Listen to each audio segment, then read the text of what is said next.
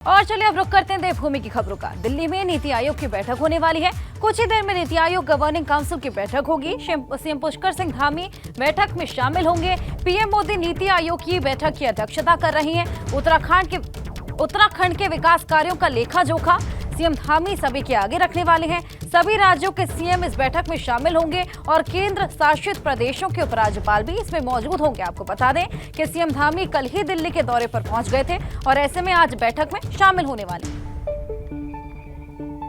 अविनाश तिवारी हमारे सहयोगी हमारे साथ जुड़े हैं, उनसे और जानकारी लेंगे। अविनाश, कितनी देर में बैठक शुरू होने वाली है और ऐसे में सीएम धामी हमने देखा कि कल ही पहुंच गए थे। लेखा जोखा उत्तराखंड के विकास कार्यों का आज रखने वाले हैं। क्या कुछ बात आज संभव है?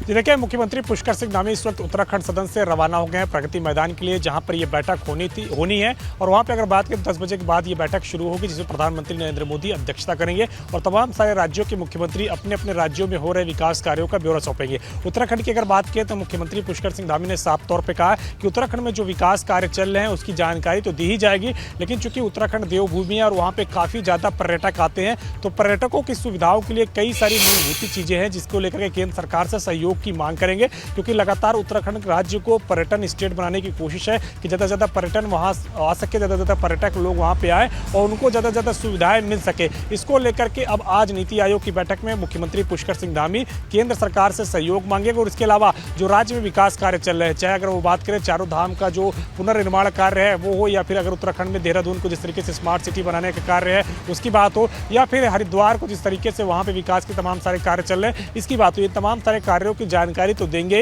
लेकिन जो सबसे बड़ी मांग अपनी ओर से रखेंगे कि उत्तराखंड को पर्यटन स्टेट बनाने में केंद्र सरकार अपनी ओर से सहयोग दे, जिससे कि उत्तराखंड में पर्यटक काफ़ी ज़्यादा आ सके, क्योंकि जो उत्तराखंड के वासी हैं उनके जीविकोपार्जन का साधन पर्यटन ही है। तो लिहाजा वहाँ के पर्यटन को क्षेत्र को मजबूत किया जाए, जिससे कि ज़्यादा पर्यटक पहुँचे और उत्तराखंड के जो आर्थिक प्रगति है उसमें कहीं ना कहीं विकास हो सके। बिल्कुल बिल्कुल अविनाश, बहुत शुक्रिया तमाम जानकारी के लिए।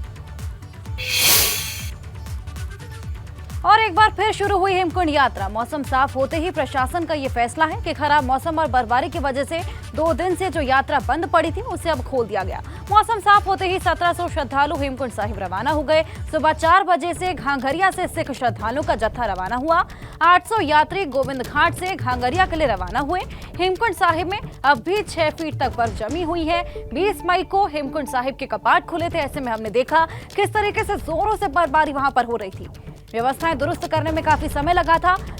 दिन प्रतिदिन वहां से बर्फ को हटाया जा रहा था, काटकर रास्ता बनाया जा रहा था, लेकिन बर्फबारी इतनी ज्यादा बढ़ गई कि यात्रा को रोकना पड़ गया था।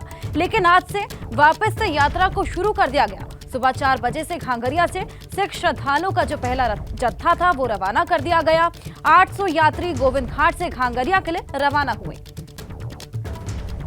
तो मौसम अभी थोड़ा साफ हुआ है। 1700 श्रद्धालु हेमकुंड साहिब के लिए रवाना हुए हैं। 2 दिन ये पूरी यात्रा बंद रही। खराब मौसम था, बर्फबारी हो रही थी। ऐसे में मौसम थोड़ा सा साफ हुआ तो प्रशासन ने यह फैसला लिया कि एक बार फिर से हेमकुंड साहिब की यात्रा को शुरू कर दिया। रंजीत रावत हमारे सहयोगी और जानकारी के साथ। रंजीत, मौसम साफ होते ही प्रशासन ने यह फैसला लिया है कि हेमकुंड यात्रा जो है उसको वापस से शुरू कर दे, और ऐसे में हमने देखा था कि 2 दिन पहले तक मौसम वहां पर बेहद खराब था। अब भी कैसा मौसम है वहां पर? जी आपको बता दें कि आज सुबह जो है सुहाने मौसम के साथ दिन की शुरुआत हुई। खिली जो शुरुआत हुई सुबह 4 बजे से जो सिख श्रद्धालु लगभग 1700 श्रद्धालु हेमकुंड के यात्रा पड़ा हुआ है। घांघरे से वो हेमकुंड साहिब के लिए रवाना हुआ। आज सुबह जो ही मौसम साफ हुआ क्यों श्रद्धालुओं को यहाँ प्रशासन और गुरुद्वारा प्रबंधन कमेटी ने मिलकर के निर्णय लिया कि आज यात्रियों को जाने दिया। पिछले 2 दिनों से लगातार बर्फबारी के चलते हेमकुंड यात्रा लगातार 2 दिन रोकी गई थी। आज जो है प्रशासन और उसके आज सुबह यात्री हो गया। इसके साथ ही 1100 यात्री है गोविंद घाट से घांघरिया के लिए रवाना हुए। जी बिल्कुल रंजीत, आप बता रहे हैं कि आज काफी श्रद्धालुओं को वहां के लिए रवाना कर दिया गया। बहुत शुक्रिया तमाम जानकारी के लिए। और केदारनाथ धाम से 4 किलोमीटर ऊपर बर्फ में फंसे तीर्थ यात्रियों को रेस्क्यू कर लिया गया। एसडीआरएफ के जवानों ने तीर्थ यात्रियों को 6 फीट बर्फ से सुरक्षित बाहर निकाल लिया। आपको बता दें कि भैरव मंदिर की और सुमेरु पर्वत के पास 6 फीट बर्फ जमा है, जिसमें तीर्थ यात्री फंस गए थे। सभी तीर्थ यात्रियों को अस्पताल में फिलहाल भर्ती करवा दिया गया। तो हमने देखा किस तरीके से बर्फबारी का सिलसिला लगातार बरकरार है। जिस दिन से कपाट खुले थे उसी दिन से लगातार बर्फबारी हो रही थी। देखिए तस्वीरें, एसडीआरएफ ने ये 6 फीट की बर्फ जो जमी हुई थी वहां से यात्रियों को निकाला है। 4 किलोमीटर ऊपर बर्फ जमी हुई थी। तीर्थ यात्रियों को यहां पर रेस्क्यू किया गया। एक्सक्लूसिव तस्वीरें हम आपको दिखा रहे हैं। भैरव मंदिर की ओर सुमेरु पर्वत के पास 6 फीट बर्फ जमा थी जिसमें तीर्थ यात्री फंस गए थे। देखिए एक्सक्लूसिव तस्वीरें। रेस्क्यू किया जा रहा है जितने भी यात्री वहां पर फंसे हुए थे।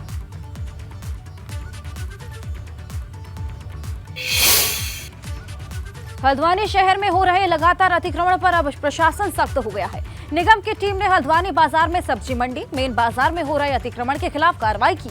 बुलडोजर से अवैध कब्जों को तोड़ा गया। जहां बुलडोजर नहीं पहुंचा वहां पर मजदूर लगाकर हथौड़े से अवैध निर्माण को तोड़ा गया। देखिए तस्वीरें, एक्सक्लूसिव तस्वीरें। मेन बाजार में अवैध कब्जे को हटाया गया है। बुलडोजर की कार्रवाई की गई और यहाँ पर सभी अवैध कब्जों को ये तोड़ा गया है। और ये पूरी कार्रवाई आपको बता दें कि सब्जी मंडी और मेन बाजार में हो रहे अतिक्रमण के खिलाफ की गई।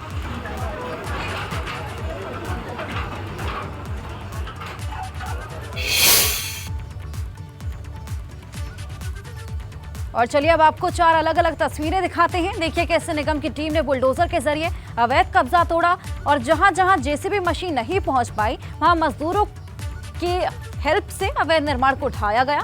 पूरी कार्रवाई के दौरान व्यापारियों में हड़कंप की स्थिति बनी रही। कार्रवाई के दौरान बीच बीच में नगर आयुक्त व्यापारियों को चेतावनी देते रहे कि अब दोबारा अतिक्रमण ना हो। 4 तस्वीरें आपकी टीवी स्क्रीन पर। अवैध कब्जा तोड़ा गया और जहां पर मशीनें नहीं पहुंच पा रही थी वहां पर मजदूरों की सहायता ली गई। अवैध निर्माण को यहां पर ढाया गया है। पूरी कार्रवाई के दौरान आपको बता दें कि वहां पर व्यापारियों में हड़कंप मच गया था, हड़कंप की स्थिति बन गई थी। ऐसे में कार्रवाई के दौरान बीच बीच में नगर आयुक्त व्यापारियों को चेतावनी भी देते हुए नजर आए कि अब दोबारा अतिक्रमण यहां पर ना किया जाए। तो देखिए 4 तस्वीरें। ये जो शहर में जितना भी अतिक्रमण है, जो रोडों पर लोगों ने चलने की जगहों को घेर रखा है, उस पर अभियान चला रहा है। इसी क्रम में हमारे उच्च अधिकारियों के भी लगातार निर्देश प्राप्त हो रहे हैं और साथ ही लगातार हम लोग आपके चैनल के माध्यम से अपील भी कर रहे हैं कि जिन्होंने भी नालियों पर कब्जा कर रखा है, रोडों पर अपना सामान रखकर जो है बेचने की प्रवृत्ति को पाल रहे हैं, उसे कृपया बंद कर दें। 3 बजे का टाइम भी नियत था। क्षेत्र में फल मंडी, सब्जी मंडी और मुख्य बाजार ये नियत था। और ये सब्जी मंडी से लगता हुआ क्षेत्र ईदगाह के आसपास का क्षेत्र आप देख रहे हैं। अभी मैं देखा कि यहाँ पर करीब 10 दुकानें नाले के ऊपर बनी हुई हैं। उनको हमने अल्टीमेटम मौखिक रूप से दे दिया है और लिखित में भी दूंगा।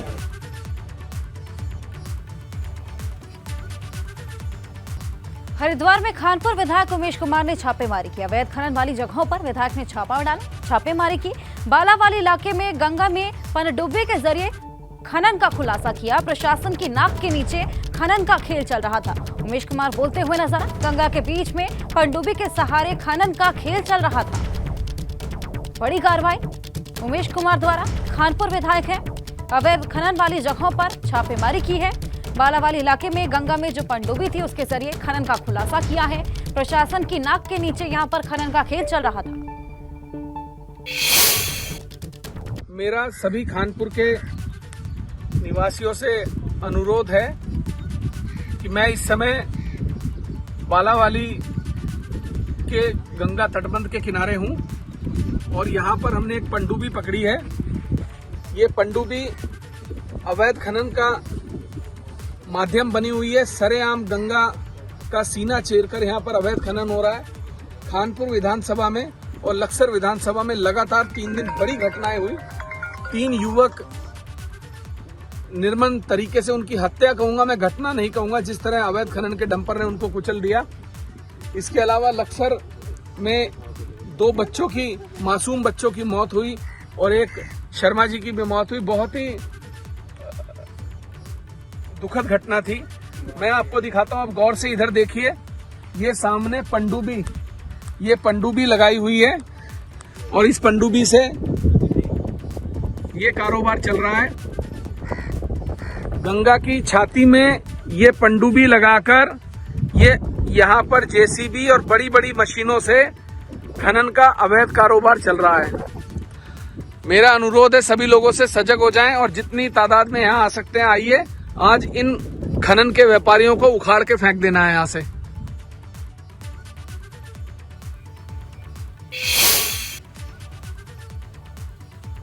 मसूरी के विभाकर पाल ने यूपीएससी सिविल सर्विसेज 2022 में 521वीं रैंक लाकर आईएएस अधिकारी बन गए। इसको लेकर मसूरी में खुशी का माहौल है। बता दें कि विभाकर पाल ने 5वें अटेम्प्ट में यूपीएससी सिविल सर्विसेज का पेपर क्लियर किया। इसके बाद विभाकर पाल के परिवार में खुशी का माहौल है। खुशी की लहर दौड़ गई। मसूरी लाल बहादुर शास्त्री प्रशासनिक अकादमी के परिसर में रहने वाले विभाकर पाल के पिता पवन पाल अकादमी में एडमिनिस्ट्रेटिव ऑफिसर के पद पर तैनात है और वो आईएएस अकादमी में क्लर्क के पद पर नियुक्त हुए थे। बट ऐसा लगता था कि हमारे और उनके बीच में गैप बहुत ज़्यादा बड़ा होगा कि कैसे उसको क्रॉस करेंगे।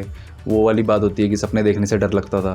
बट फिर सोचा कि हाँ करेंगे तैयारी, और शुरू में जैसे मुझे नहीं मिली सफलता तो मुझे फिर ये लगने लगा कई जगह कि क्या ये चीज़ पॉसिबल हो पाएगी विद टाइम।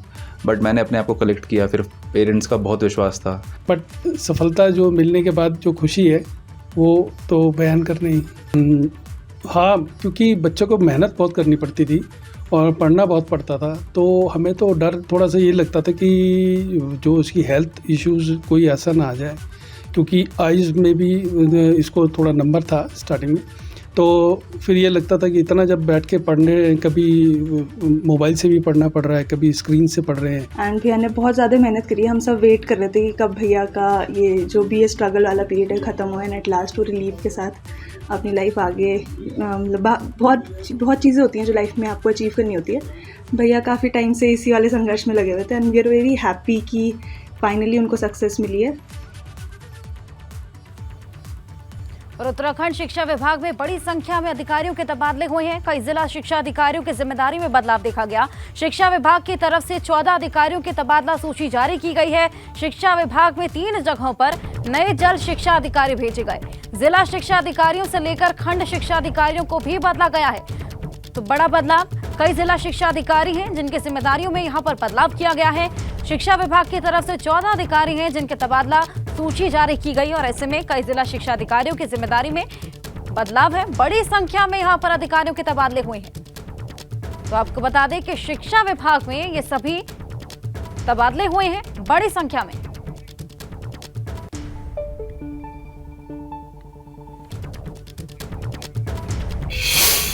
खबरों में आगे बढ़ेंगे। कॉर्बेट नेशनल पार्क के ढेला रेंज में वीडियो सामने आया जिसमें एक टाइगर द्वारा एक वाइल्ड बोर का शिकार किया जा रहा है। देखिए वीडियो दिखा रहे हैं हम आपको। ये video nature guide Rakesh Bhatt ने उस समय अपने कैमरे में कैद किया जब वो ढेला रेंज में सफारी पर गए हुए थे। यहाँ के ग्रासलैंड में 23 मई को शाम करीब 5:30 बजे ये घटना सामने आई और अब ये वीडियो सोशल मीडिया पर लगातार छाया हुआ है।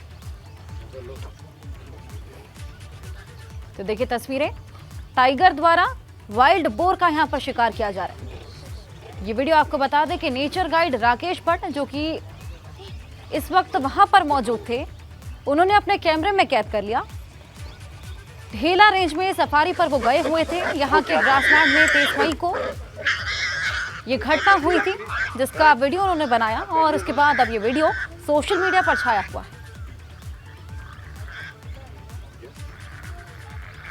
कॉर्बेट नेशनल पार्क का ये वीडियो, ढेला रेंज का ये वीडियो है जहां पर टाइगर वाइल्ड बोर का शिकार करते हुए नजर आ रहा है। देखिए